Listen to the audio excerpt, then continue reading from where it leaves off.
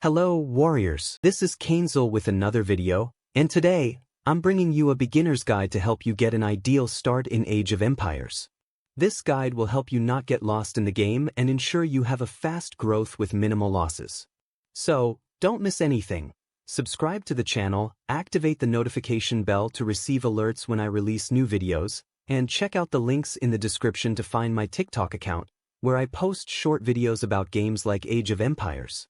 Let's jump into the video.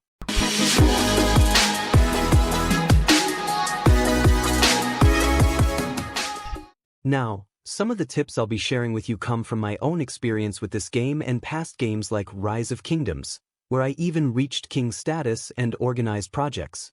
So, I'm combining my experience with insights I've gathered from highly experienced players in Age of Empires, including top-ranking players and beta testers, to provide you with an ideal start.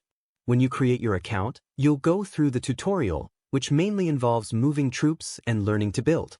Once that's done, you'll enter your city, and that's where everything begins. I suggest you rush through the tutorial missions up to Chapter 7. Chapter 7 is when you gain more freedom to explore other aspects of the city, including the VIP system, which we'll discuss further in this video. One of the first steps I recommend is choosing your civilization. I picked China, which is generally advised by the more experienced players because it offers valuable buffs, such as an increased limit on villagers, allowing for an extra 8 villagers. I'll explain more about them later, but they'll be essential for your progress in the game. Additionally, China provides wall durability, helping your city defense, and boosts to archer defense, a great initial troop to use in the game. So, China is an ideal choice because of these advantages in villager capacity, which you'll need for resource collection and building upgrades. Another important step is linking your account. Go to Settings, find your account, and link it. This way, if you switch devices, you won't lose your progress. I suggest linking it to an email that you don't use for anything else, because in the future, if you decide to quit the game, you might want to sell or give the account to someone, and this way, you won't risk losing your primary email. Also, if you'd like to create multiple accounts in other realms, you'll need different emails since you can only have one account per realm. You can change your in-game name or nickname, with the first change being free.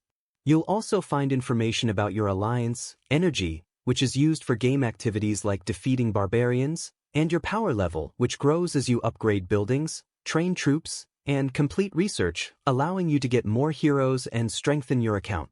You'll also see your merits, which are points earned from battles, along with your current era, in my case, the feudal era, the level of your town hall, which is level 9, and other details like your account server and region of origin.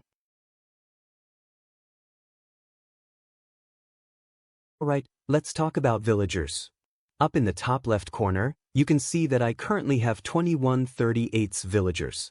This means I'm using 21 villagers out of a maximum of 38. If I click here, you can see how they're managed. It shows where each villager is assigned. For example, I have 3 villagers working on the farm producing food, but I can assign up to 6. The more villagers I assign, the higher the production rate. For instance, I can generate 240 food per hour this way. This applies to other resources as well, like construction, where you can assign villagers. To gain more villagers, you need to complete missions or upgrade your town center, where you can train more villagers. Training one villager costs 10 food, which isn't too much. Another important aspect about villagers is housing. Houses are where villagers live, so the more you upgrade them, the higher the villager limit. For example, at level 6, a house can hold 6 villagers, which increases power. Villagers are mainly used to gather resources. Inside your city, you can assign villagers to tasks like fruit gathering. For instance, I have 3 villagers collecting food. The more villagers, the faster the resources are gathered. You can also assign them to construction by clicking on the house icon, where you'll see available building options.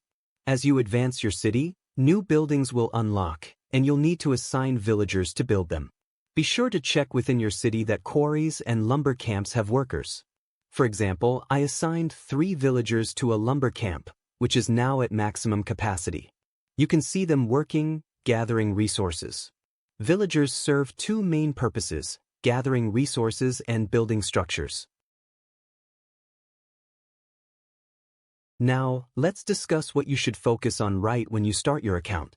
One of the most important things is completing chapters. Focus on these chapters, completing all the tasks they require.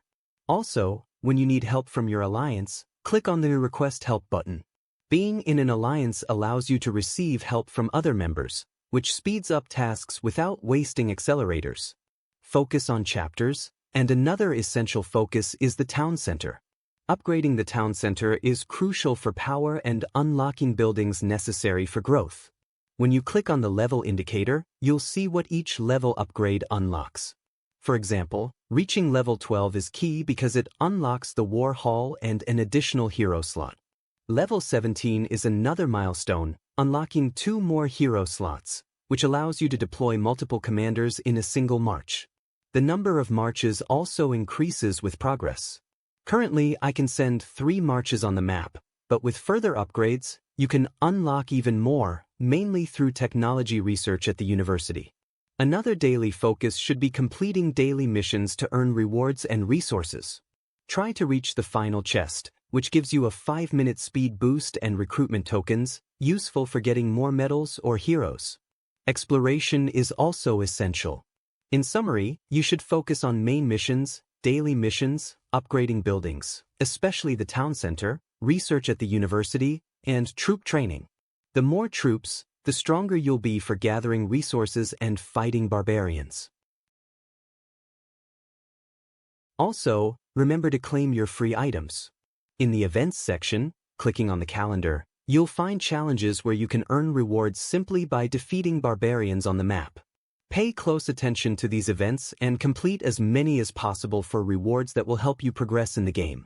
Joining social media groups for the game can also earn you Empire coins, which are valuable.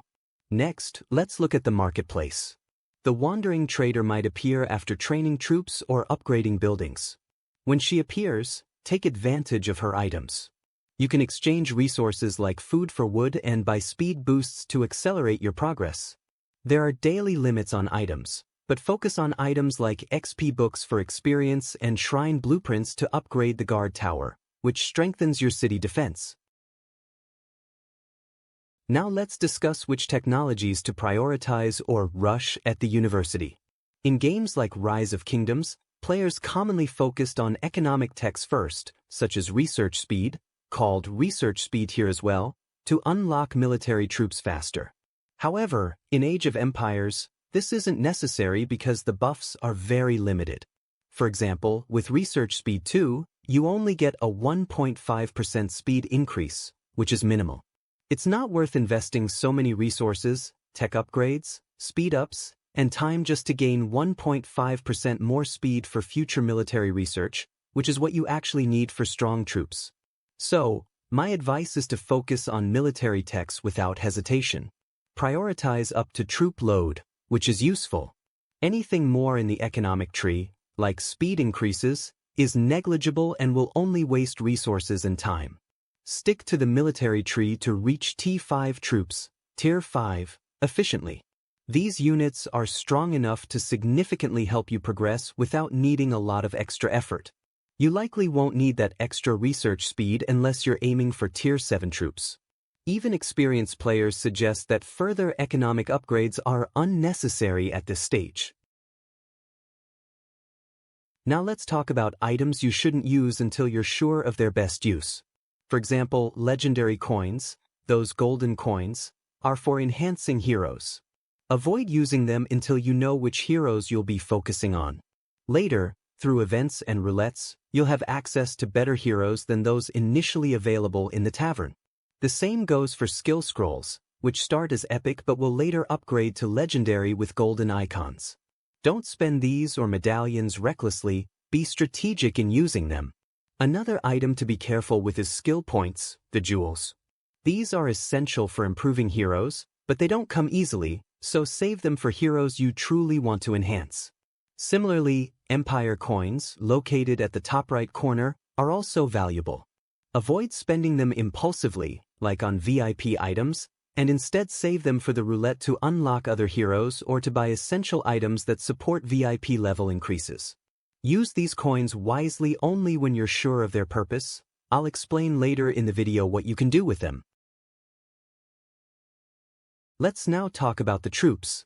Knowing the troops, let's click on these flags, and here we have our troops and commanders.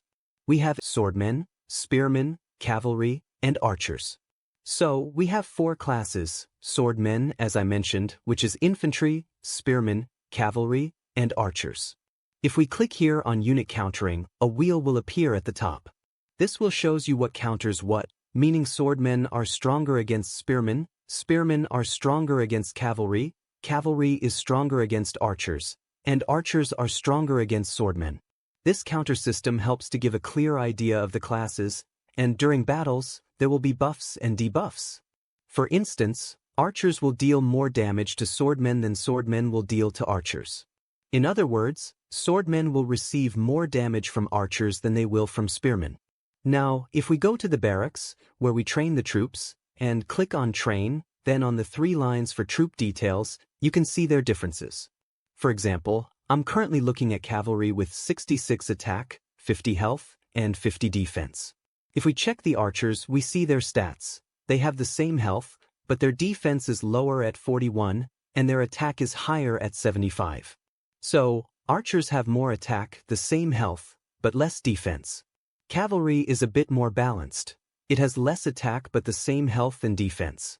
It's important for you to understand this to see how the troop counters work. Exiting our city, we can click to enter the city and then on the left to exit it, revealing the world map. Here, we have access to the map for battles, alliances, collecting resources, and defeating barbarians. If we use the magnifying glass, we can find everything we want, such as tribes, like barbarians, and resource fields for collecting wood, stone, and meteorites.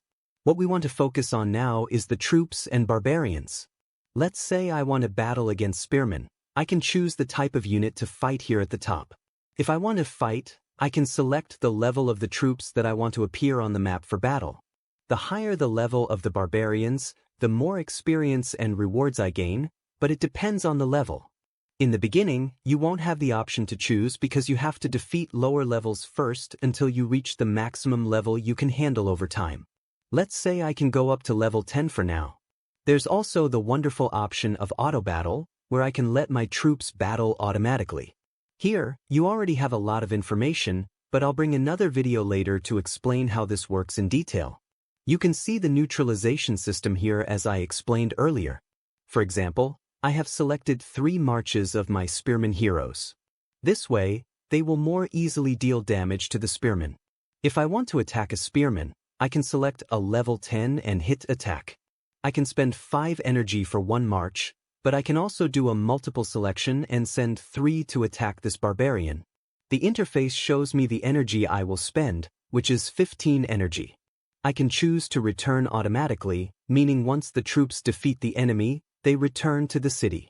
Otherwise, they can stay out if I prefer. The point of spear option lets me choose which hero will be in front to absorb more damage. Usually, we select the hero with the highest resistance skills or the one with the highest level to take more damage first, allowing the others to deal damage without worry. In this case, let's choose the strongest hero, which would be our Toyo. I'll set them to move at the same speed so that none of the troops arrive at different times. This could happen if I send cavalry, which is faster. This way they can all hit at the same time. With the spearhead option leading the march, the game will identify this. You can see that the troops are heading to battle, and you can move them around even when using the auto option. By double-clicking quickly on them, you can select them all and drag them across the map by holding the screen or using the mouse, as I am here on an emulator. There are also special attacks that you'll need to activate by clicking on them. You can drag the troops to make multiple selections. As you can see, selecting multiple troops works well. They come together in a group. This gives you some ideas to understand how to defeat barbarians and the battle mechanics. When organizing troops by clicking on the flags, you have the option to choose commanders. This hero works well with archers and swordmen, so you can choose either swordmen or archers to interact within the march. You can even adjust the tier of troops you want to send, whether you want Tier 1 or Tier 2. You can select the number of troops you want to send here, and the game can automate this for you. It also shows other details, and you can save your troop setups as numbers 1, 2, and 3. For example, in March 1st, I can save one setup, in March 2nd I already have another hero, and in March 3rd I have yet another hero, and so on. Now, I will show you this military specialty. Look here at him. His military specialty is Martial, while Josephine's specialty is Warrior. When you combine these commanders in the slots I mentioned at levels 12 and 17, within the same march with the main commander, if they share the same military style, you will receive bonuses. For example, it states that with two heroes sharing the same specialty in a troop, they receive a 20% bonus to all attributes: defense, attack, and health. So, it's beneficial to combine heroes of the same military style in one march. Let's suppose I want archers, which is a specialty she has. I can combine her, for example, with a hero like Reinhardt, who shares the same military style. Reinhardt is one of the heroes you will obtain in the game from the early events, so focus on that event to acquire Reinhardt, as he will help you with gathering resources and will be useful for both swordmen and archers. It's a great opportunity because he is free. You could also create a combination of 3 heroes with the same military style to gain the buff for all attributes, meaning damage, health, and defense. This combination of 3 heroes works perfectly.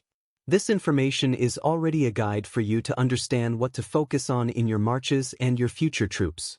Instead of only legendary heroes, you can also consider using epic commanders.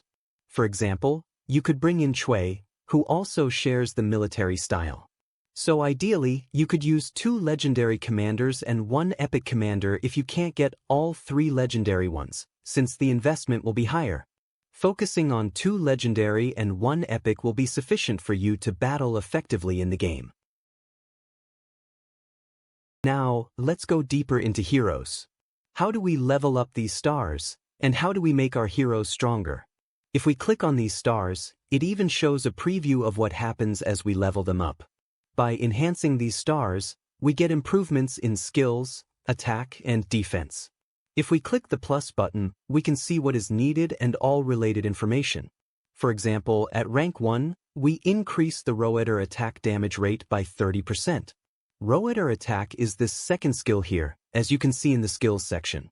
It also shows the skill level, which you can improve. Here, at max level, it gives up to level 15 with a 25% activation chance, and it details its damage stats. So as you level up those stars, you unlock improvements, whether it's skill upgrades or stats like defense and attack. To upgrade these ranks, you need medals. Where do you get these medals? For this commander, you can get them in the tavern or through medal exchanges, while other commanders might be available in events, such as a wheel event, which I'll show you soon. Not all ranks are essential to making a hero strong. Some heroes only need to reach level 3 or rank 3 to be very effective, and going to level 4 or 5 may not be necessary since the buffs are sometimes minimal or insignificant. At the bottom, we have the hero level. For me, right now, I can only go up to level 30. Why can't I level up further? Because it says here, improve the tavern. You see, to increase the maximum level of your heroes, you need to upgrade the tavern. So level 30 is the max until you raise the tavern level. Then we see the troop capacity he can lead, the equipment we haven't unlocked yet, and then talents. In talents, you can see the military style I mentioned before. For example, it says here that once the specialty type of unit is activated, the hero's attribute bonus increases from 5% to 10% for each additional hero of the same specialty type in a troop. This talent needs to be active for the military style bonus to work. There are also other skills that you can improve as you level up and gain talent points. You don't need to level up everything. Choose skills carefully to add more useful buffs. For instance, experience buffs aren't essential, so avoid spending talent points there. Focus more on things that improve damage, health, and abilities. At the bottom, we also have skills that can be leveled up. In my case, the maximum level is 15 for the starting level. You can also unlock other skills through this menu, but to do so, you need to check the specific requirements. Use XP and books wisely to level up your heroes. Don't waste experience tomes on every hero, this can hinder your growth and weaken your main march. Choose one primary march, ideally one that will later include 3 heroes as you unlock levels 12 and 17 in your city. Focus on 3 main heroes early on to make your march strong and balanced. A good combination could be 2 legendary heroes and 1 epic. Alternatively, you might consider having 3 leaders, each specialized in a different type. 1 for swordsmen, 1 for archers, and 1 for cavalry or spearmen. Focus on these 3 main heroes that you know you'll use long-term. Save resources and XP for when you have more experience, when more informative videos are available, or when stronger commanders become accessible. Then, spend your XP and skill points wisely to enhance your hero's abilities. Now, let's talk about Empire coins. You can earn these coins without purchasing them, for example, by defeating barbarians. As you can see, for a first victory reward, you receive Empire coins. Other events also grant coins, so there are various ways to earn them. These coins are essential for upgrading your VIP status or participating in events like the Legendary Advent. This Legendary Advent event helps you get heroes that aren't available in the tavern, likely making them stronger, such as the heroes from the wheels. In this event, for instance, we see Lu Bu, an excellent cavalry commander. There's also the option to exchange for heroes like Iodite, who is a swordsman. If you want Lu Bu, this is your chance. He's an excellent commander for cavalry. To participate in this wheel event, you can use Empire coins earned from events, missions, and expeditions. You should aim to complete 20 spins on this wheel to unlock the hero because it takes 10 medals to unlock a hero. Ideally, you'll do 20 spins. So far, I've done 4, mostly for free. This event lasts around 4 or 5 days, so we may get at least 1 free spin daily. So, manage your coins carefully and save them up to spin and obtain these heroes. The cost is quite high. For example, 5 spins require 4,200 coins. Don't waste these coins on minor things. You have 2 main options for spending, either on the wheel event or VIP. Some players suggest that it's better to spend them on the wheel and not on VIP since VIP doesn't offer many buffs unless you're a paying player. However, there are some VIP levels that are beneficial. VIP 5 and 6 are useful since VIP 6 increases healing speed and improves production, while VIP 8 offers a 5% research speed boost, which helps with research in the university. Additionally, it gives governors plus 20 energy, which lets you be more active in events and defeating barbarians. If you decide to invest coins in VIP, aim for levels 6 and 8. Otherwise, save them for the wheel. Some experienced players suggest stopping at VIP 2 since it already provides buffs for gathering and production in mills. If it were up to me, I'd probably aim for VIP 5 or even VIP 6 to establish a solid foundation with better production and healing speed. The buffs are beneficial, like the increased gathering speed at VIP 3, which is handy. After reaching VIP 6, I'd start saving coins for the wheel event, which seems to take some time to reset. Meanwhile, you can keep improving in the tavern and playing around with epic heroes that are already great. These heroes can help with gathering and defeating barbarians, while you consider which heroes you'd like to use for battles later on. At the beginning, you won't be engaging in battles right away. Most players focus on farming first before the big fights start. And to finish this video, let's talk about alliances, which you'll gain access to as you progress through the chapters. Having an alliance is obviously beneficial. It gives you allies to help speed up construction, research, and more, to assist in combat, and to protect your city. Of course, you'll need to support your alliance as well. In the Technologies section, it's very important to make donations every day. Quick donations here will earn you bonuses, and by helping out, you'll earn coins and demonstrate to your alliance that you're contributing and active. If they see that you're not helping, they may remove you, making it harder for you to grow. Being in an alliance grants you access to exclusive buffs and events essential for your development. Additionally, alliances have a store where you can access rewards and free items. You can exchange points earned from helping the alliance, like my 37.2k points, on resources. These points can be used to buy items such as skill points to enhance your hero's abilities, accelerators, and teleports.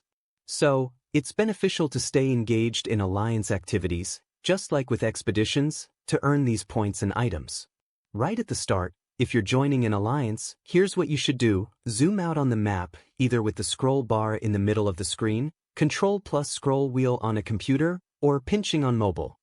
This lets you see the entire map, markers, and different regions.